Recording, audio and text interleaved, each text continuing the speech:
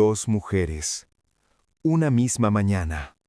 Dos mundos tan distintos que si alguien las hubiera visto en ese momento, no habría podido imaginar que existía algo que las uniera.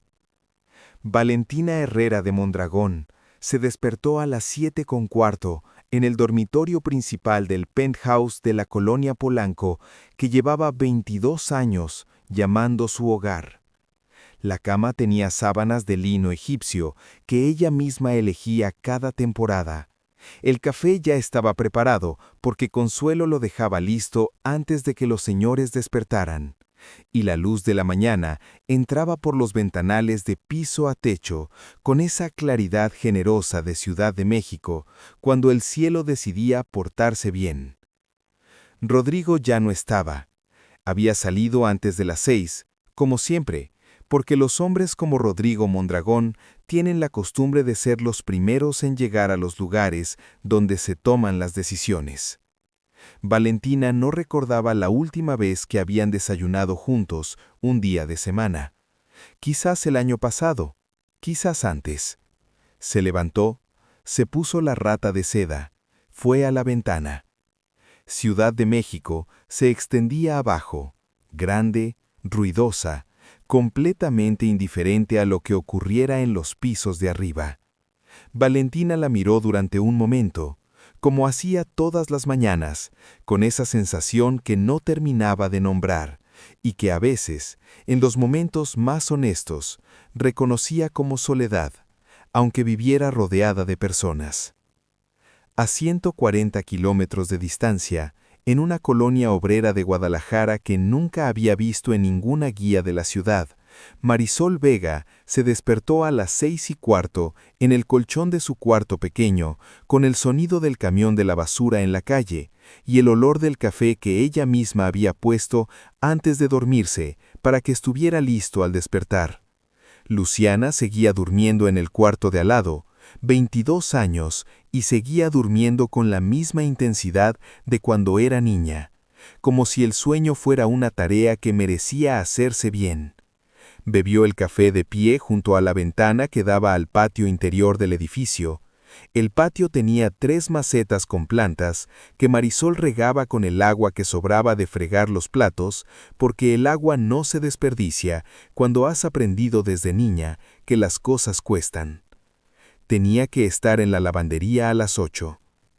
A las 7:10, cuando Valentina estaba en su segunda taza de café y Marisol ya se había puesto el delantal de trabajo, los dos timbres sonaron casi al mismo tiempo. Valentina, Marisol. 2 sobres. Mismo membrete. Mismo remitente. Licenciado Germán Soto. Notaría y Consultoría Legal. Guadalajara, Jalisco. Lo que ninguna de las dos sabía todavía era que ese sobre iba a ser el último día del mundo que habían conocido hasta entonces, y el primero de algo que no tenían nombre para nombrar. Acto 1. Valentina abrió el sobre en su estudio, la habitación pequeña que había sido suya antes de que todo lo demás fuera de los dos. La única habitación del penthouse donde las cosas estaban exactamente como ella las ponía, sin que nadie las moviera. Leyó el encabezado. Leyó el primer párrafo. Lo leyó de nuevo. El licenciado Germán Soto se dirigía a ella en calidad de albacea testamentario del señor Ernesto Alfonso Vega Herrera, fallecido el 16 de octubre en la ciudad de Guadalajara, Jalisco, a los 81 años de edad. Valentina miró el nombre durante un momento largo. Ernesto Alfonso Vega Herrera. Su padre se llamaba Alfonso Herrera Mondragón. Había muerto hace 12 años de un infarto en su oficina, rodeado de sus socios y de 3 secretarias que siempre habían sido demasiado atentas con él. Valentina lloró en el funeral con el llanto genuino de una hija que quería a su padre, aunque ese padre tuviera sus sombras, como todos los padres tienen sus sombras. Su padre estaba muerto. Llevaba 12 años muerto. Siguió leyendo. El señor Vega Herrera, continuaba la carta, había dejado un testamento en el que se mencionaban explícitamente 2 beneficiarias. La primera era la señorita Valentina Herrera, actualmente Valentina Herrera de Mondragón, con domicilio en Ciudad de México. La segunda era la señorita Marisol Vega, con domicilio en Guadalajara. El licenciado Soto se permitía solicitar la presencia de ambas beneficiarias el próximo miércoles a las 11 de la mañana para la lectura formal del testamento y la entrega de las cartas que el finado había dejado para cada una de ellas. Valentina dejó la carta sobre el escritorio. Se quedó quieta durante un momento que fue más largo de lo que habría podido medir. Luego cogió el teléfono y llamó al número que aparecía en el membrete. El licenciado Soto respondió al segundo tono con la voz de alguien que estaba esperando esa llamada. «Licenciado», dijo Valentina. Su voz era completamente tranquila. Había aprendido muy pronto en su vida que la voz tranquila era más efectiva que cualquier otra cosa. «Recibí su carta esta mañana. Hay un error». «No hay ningún error, señora Mondragón». También tranquilo. También como alguien que estaba esperando exactamente esas palabras. «Mi padre murió hace 12 años. Su padre, Alfonso Herrera Mondragón, murió hace 12 años, efectivamente». Una pausa. El señor Ernesto Alfonso Vega Herrera era otra persona. Valentina procesó esto. ¿Qué quiere decir con otra persona? «Señora Mondragón, hay cosas que prefiero explicar en persona en presencia de las dos beneficiarias. Le aseguro que todo quedará claro el miércoles». Una pausa. ¿Podrá venir? Valentina miró por la ventana del estudio. La ciudad, el cielo, el mundo que había conocido hasta este momento. «Estaré allí», dijo. Colgó. Se quedó quieta durante un rato más. Luego buscó en internet el nombre que aparecía en la carta. Ernesto Alfonso Vega Herrera. No encontró mucho. Era un hombre que vivió sin dejar huella digital, de esa generación para quien el mundo existía sin registro en ninguna pantalla. Pero encontró una cosa, una esquela en el periódico local de Guadalajara del 18 de octubre. Había una fotografía pequeña. Valentina la miró. Era un hombre adulto, 81 años, decía la esquela. Cabello blanco, cara de alguien que había vivido mucho y no todo de la manera más fácil. Pero en la estructura de la cara, en la manera en que los pómulos se marcaban, en la línea de la mandíbula, había algo que Valentina reconoció con una claridad que le produjo un mareo breve y completamente inesperado. Conocía esa cara. La veía todas las mañanas en el espejo. Cerró el ordenador. A 140 kilómetros de distancia, Marisol leía la misma carta en el baño de la lavandería donde trabajaba, sentada en el único lugar donde nadie la interrumpiría durante los 3 minutos que necesitaba para leer algo que iba a cambiar las cosas. Lo leyó una vez. Lo leyó 2 veces. Ernesto Alfonso Vega Herrera, muerto el 16 de octubre, 81 años. Ese nombre lo conocía. Lo había conocido desde niña, cuando su madre, en uno de los contados momentos en que hablaba de él, lo pronunciaba con esa mezcla de amargura y algo más complicado que la amargura que tienen las personas cuando hablan de alguien que les importó demasiado y que les hizo daño de todas formas. Su padre, el hombre que había venido a verla cada año hasta que ella tuvo 7 años y luego había dejado de venir, al que ella había esperado el año de sus 8, el de sus 9, el de sus 10, hasta que el esperar se convirtió en otra cosa, y esa otra cosa se convirtió en la dureza que la gente que la conocía llamaba su carácter y que Marisol simplemente llamaba sobrevivir.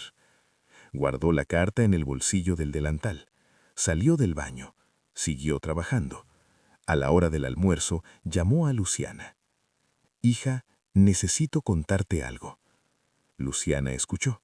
Cuando Marisol terminó, hubo un silencio breve, y luego su hija dijo lo que Marisol sabía que diría. «No vayas, mamá. ¿Para qué? El hombre te abandonó. Ahora que murió, quieren que vayas corriendo a recoger las migajas».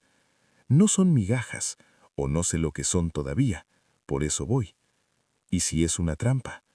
«¿Qué tipo de trampa, Luciana?» Su hija no respondió de inmediato. Los ricos siempre tienen un tipo de trampa. El hombre era un trabajador de toda la vida, no era rico. Una pausa. Y hay otra beneficiaria, alguien que se llama Valentina Herrera de Mondragón. Otro silencio. ¿Y esa quién es? No lo sé todavía, pero voy a averiguarlo el miércoles. Acto 2. El miércoles amaneció con lluvia en Guadalajara. Era la lluvia fina y constante del otoño tapatío, que no termina de llover del todo, pero tampoco para, que moja despacio y sin dramatismo, y que hace que la ciudad tenga ese color gris plateado que a Marisol le gustaba, aunque no lo admitiera, porque admitir que algo le gustaba de la lluvia parecía un lujo para gente que no tenía que trabajar bajo ella. La notaría del licenciado Soto estaba en el centro histórico, un edificio de los años 40 con fachada de cantera que olía por dentro a papel viejo y a la cera que alguien aplicaba a los muebles de madera con una regularidad que no admitía excusas. Marisol llegó a las 11:05. Venía con su ropa de los domingos, no porque quisiera impresionar a nadie, sino porque el respeto se expresa con lo que uno tiene, y lo que ella tenía para los momentos importantes era ese conjunto azul marino que había comprado hace 3 años en una liquidación y que todavía le quedaba bien. La recepcionista la hizo pasar a una sala de espera pequeña.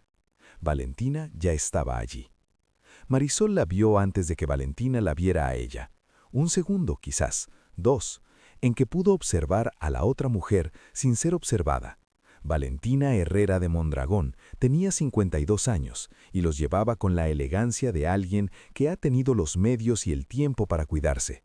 El cabello oscuro, perfectamente arreglado, el traje de un color entre gris y azul que era exactamente el color correcto para una mañana de lluvia en una notaría.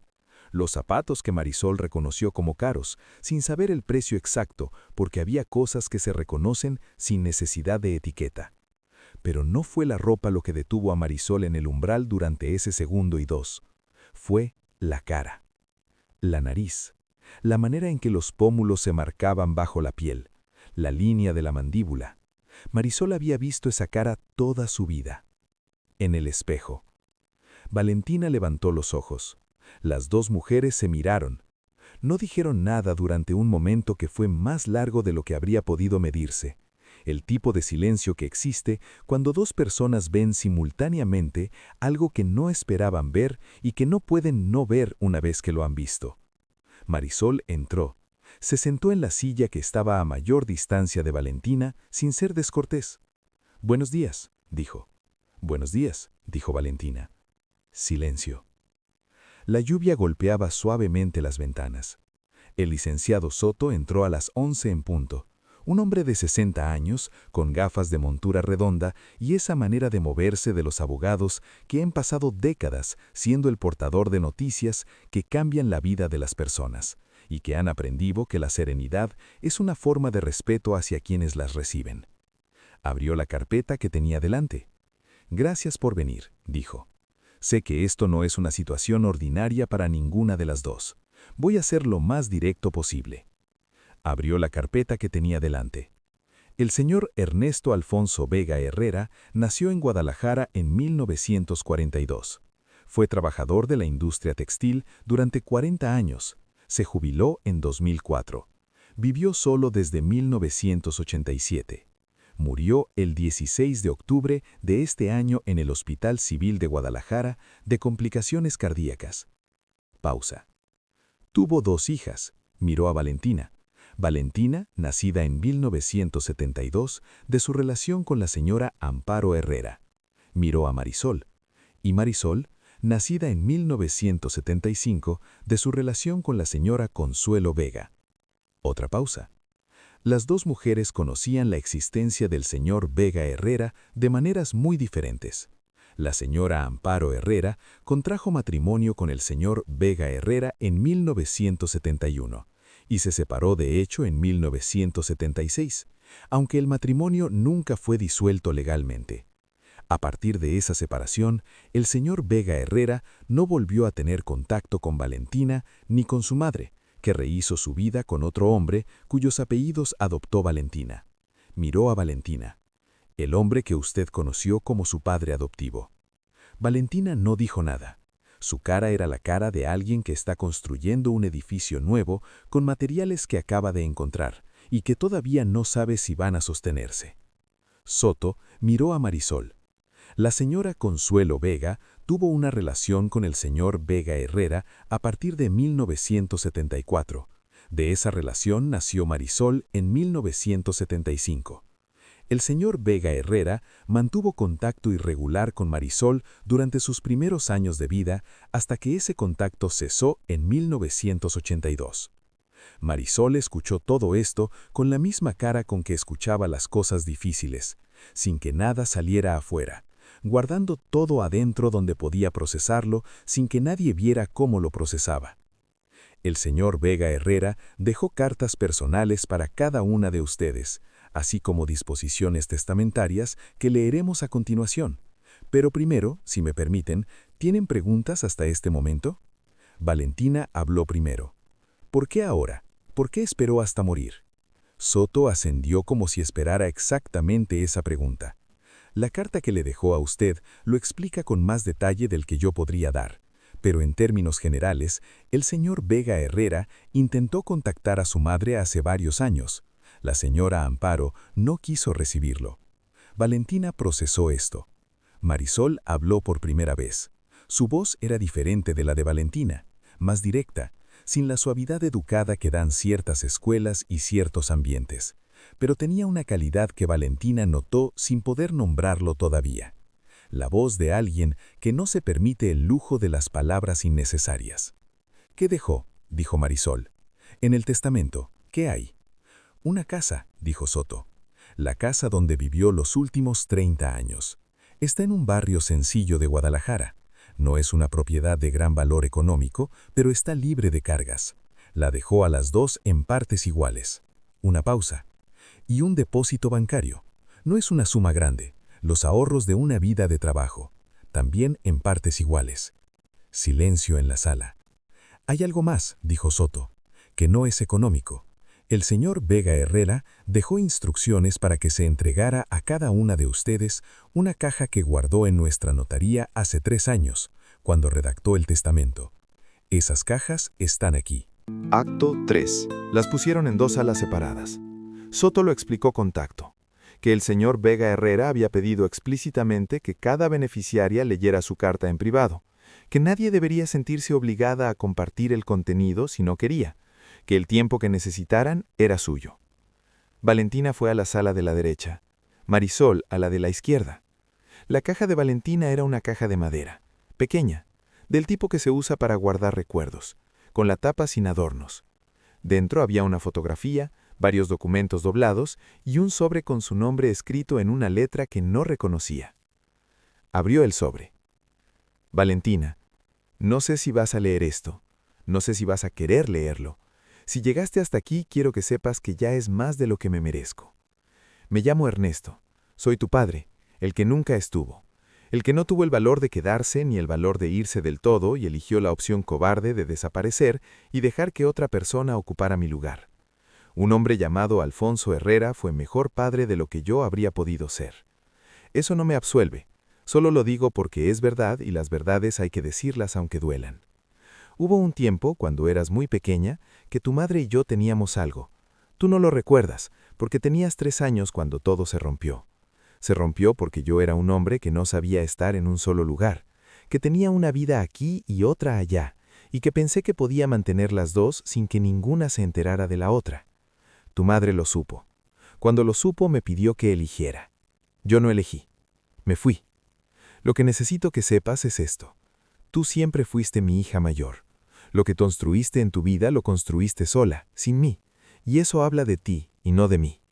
La casa y el dinero que te dejo no son suficientes, lo sé, son lo que tengo, son la única manera que encontré de decirte que pensé en ti todos los días, aunque no lo demostrara de ninguna manera que contara. Tienes una hermana, se llama Marisol, es 3 años menor que tú, es la persona más parecida a ti que he conocido en mi vida, aunque las dos lo negarían si alguien se los dijera. Te pido, solo te pido, no te exijo nada porque no tengo derecho, que la conozcas, que le des la oportunidad de existir en tu vida. No tienes que perdonarme, no tienes que hacer nada. Solo te pido que no dejes que lo que yo hice mal se interponga entre tú y ella, que no tuvo ninguna culpa. Tu padre, Ernesto. Valentina dobló la carta. La sostuvo entre las manos durante un momento. No lloró. No era el momento de llorar, o quizás sí era el momento de llorar, pero el llanto requería un tipo de rendición que Valentina todavía no podía permitirse. Miró la fotografía que había en la caja. Un hombre joven, quizá 30 años, con una niña pequeña en brazos. La niña tenía el cabello oscuro y esa expresión seria que tienen los niños cuando algo les parece importante. La niña era ella. Lo supo de inmediato. La conocía de otras fotos de su infancia. La había visto en los álbumes de su madre. Pero esta foto no estaba en ningún álbum. Esta foto la había guardado el hombre que la sostenía. En la sala de la izquierda, Marisol abría su caja, más pequeña que la de Valentina. Dentro también una fotografía, también un sobre, y algo más.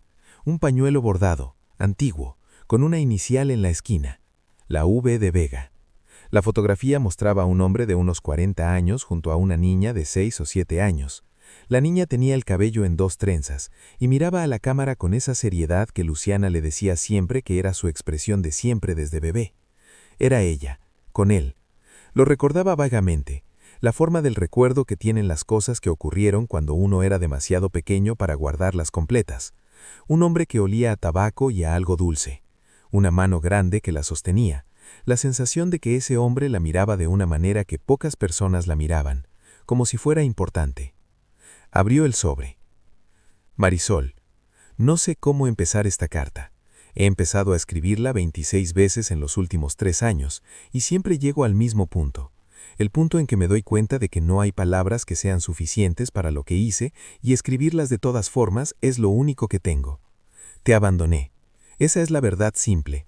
Tenías 7 años y te abandoné porque tu madre y yo dejamos de poder estar juntos, y yo no tuve el valor de separar las cosas, de ser tu padre sin ser el compañero de tu madre. Debí haberlo intentado. No lo intenté. Me fui y no volví, y dejé que los años se acumularan hasta que ya no había manera de volver que no pareciera peor que no haber vuelto. Sé lo que hizo. No necesito que me lo expliques. Lo sé porque te seguí de lejos durante años. Sé que creciste sola con tu madre, y que trabajaste desde los 14 años, y que Luciana nació cuando tenías 29, y que la criaste también sola. Sé que eres la persona más dura y más honesta que conozco, aunque no te conozca. La casa y el dinero no son suficientes, lo sé, son los tuyos. No como compensación, porque eso sería un insulto, sino porque eres mi hija, y lo que tengo es tuyo. Tienes una hermana mayor, se llama Valentina. Creció sin saber que existías. Eso también fue mi culpa. Su madre la alejó de mí y yo no luché suficiente. Valentina es una buena mujer, aunque su vida la haya hecho de cierta manera que a veces es difícil ver la persona que está debajo. Te pido que le des tiempo. No te pido que me perdones. No tengo derecho a pedirte eso. Solo te pido que no dejes que mi cobardía te quite algo que podría ser tuyo. Una hermana. Ernesto. Marisol dobló la carta. La metió en el sobre. Metió el sobre en la caja. La cerró. Se quedó sentada durante un momento, el momento de las emociones grandes, sino el momento posterior en que las emociones grandes han pasado por el cuerpo, y lo que queda es simplemente el peso de las cosas. 39 años esperando algo de ese hombre. 46 palabras de carta, eran más de 46, pero esa era la sensación. No era suficiente, no podía ser suficiente, pero era algo. Se levantó, cogió la caja, abrió la puerta. Valentina salió de la otra sala en el mismo momento. Se encontraron en el corredor, cada una con su caja en las manos, cada una con la cara de alguien que acaba de leer algo que cambia las cosas. Valentina habló primero. Su voz era tranquila, la voz de alguien haciendo un esfuerzo considerable para que lo fuera. No sabía nada de ti. Lo sé, dijo Marisol. Crecí creyendo que mi padre era Alfonso Herrera, que era el único. Una pausa. Nunca supe que existía un Ernesto Vega. Marisol la miró. Había una pregunta en la cara de Valentina que era también una acusación y también simplemente confusión. La confusión de alguien cuyo mapa del mundo acaba de ser incorrecto. Yo sí sabía de ti, dijo Marisol. Valentina frunció levemente el ceño. ¿Cómo? Tu padre hablaba de ti. Marisol sostuvo la mirada. Cada vez que venía a vernos, me decía, tienes una hermana mayor que se llama Valentina, que es muy lista, que va a hacer grandes cosas. Valentina no dijo nada durante un momento. ¿Cuándo dejó de venir?, dijo al fin. Cuando yo tenía 7 años. Marisol lo dijo sin drama, el tono de alguien que ha contado esa historia en su propia cabeza tantas veces que ya no le duele de la misma manera, aunque duela. ¿Sabes por qué? Marisol la miró durante un momento. La carta dice que fue cuando tu madre lo descubrió, que dejó de tener contacto conmigo cuando tu madre supo. Valentina cerró los ojos un segundo, abrió. Mi madre. Sí. Un silencio que tenía dentro de él muchas cosas que ninguna de las dos podía decir todavía. Demasiado pronto, demasiado nuevo, demasiado grande para caber en palabras de un corredor de notaría. Tengo que ir a verla, dijo Valentina. No a Marisol, a sí misma, casi. Tengo que preguntarle. Marisol asintió, no dijo nada más. Las dos mujeres salieron de la notaría a la lluvia fina de Guadalajara. Fueron en direcciones opuestas. Valentina al coche que la esperaba, Marisol a la parada del camión. Pero antes de separarse, Valentina se volvió. ¿Tienes un teléfono donde localizarte? Marisol la miró. Le dio el número. Valentina lo guardó. Se fueron. Esa tarde Valentina condujo 3 horas hasta la Ciudad de México. Fue directamente a la casa de su madre en Las Lomas, la misma donde había crecido, la que doña Amparo seguía habitando a sus 78 años con la terquedad de alguien que ha decidido morir donde ha vivido. Doña Amparo estaba en el sillón de la sala, con la manta sobre las piernas y la televisión encendida a bajo volumen. Era una mujer que había sido hermosa y ahora era simplemente anciana, el tipo de anciana que lleva la vejez con la misma dignidad con que había llevado todo lo demás, que era la dignidad de no pedir ayuda más de lo estrictamente necesario y de no mostrar más de lo que se elige. La vio entrar, leyó su cara, y en los ojos de doña Amparo pasó algo rápido, algo que en otro momento y con otra pregunta no habría significado nada, pero esta tarde, con todo lo que Valentina sabía ahora, significaba exactamente lo que parecía que significaba. Mamá, dijo Valentina, y su voz tenía una calidad que su madre no le había escuchado nunca. No la voz tranquila de siempre, sino algo debajo de la voz tranquila, algo más viejo y más urgente. ¿Qué? ¿Sabías? Doña Amparo no preguntó de qué, no dijo qué quieres decir, no hizo ninguna de las cosas que hacen las personas cuando no entienden la pregunta. Guardó silencio durante un momento que duró exactamente lo suficiente para hacer su respuesta. Y luego dijo, con la voz de alguien que lleva mucho tiempo guardando algo y que sabe que el momento de guardarlo ha terminado. Lo supe desde el principio. La música sube lentamente. Y la voz de la narradora, íntima. Valentina Herrera de Mondragón se quedó de pie en el centro de la sala de su madre con esa frase en el aire entre las dos. Lo supe desde el principio.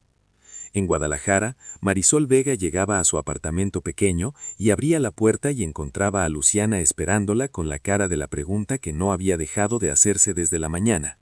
Y Marisol le dijo, «Siéntate, hija. Tengo una hermana». Luciana la miró. Una sola palabra. «¿Qué?»